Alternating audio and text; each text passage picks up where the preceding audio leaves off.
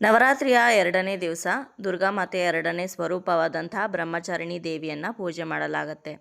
ಬ್ರಹ್ಮಚಾರಿಣಿ ದೇವಿಗೆ ಅತ್ಯಂತ ಪ್ರಿಯವಾಗಿರುವಂಥ ಹೂವು ಅಂದರೆ ಅದು ಸೇವಂತಿಗೆ ಹೂವು.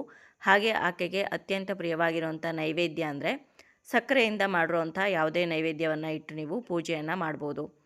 ಇನ್ನು ಈ ವರ್ಷ ನವರಾತ್ರಿಯ 2ನೇ ದಿವಸ ಕೆಂಪು ಬಣ್ಣದ ಬಟ್ಟೆಯನ್ನು ಧರಿಸಿ ಪೂಜೆಯನ್ನು ಮಾಡಬೇಕಾಗತ್ತೆ.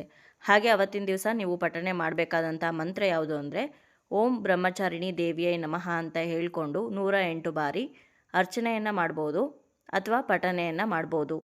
ಬ್ರಹ್ಮಚಾರಿಣಿ ದೇವಿಯನ್ನು ಪೂಜೆ ಮಾಡೋದ್ರಿಂದ ತಪಸ್ಸು ಮಾಡಿದಂಥ ಫಲ ನಿಮಗೆ ಲಭಿಸುತ್ತೆ, ಜೊತೆಗೆ ಮನಸ್ಸು ಶಾಂತವಾಗತ್ತೆ ಅಂತ ಹೇಳ್ತಾರೆ.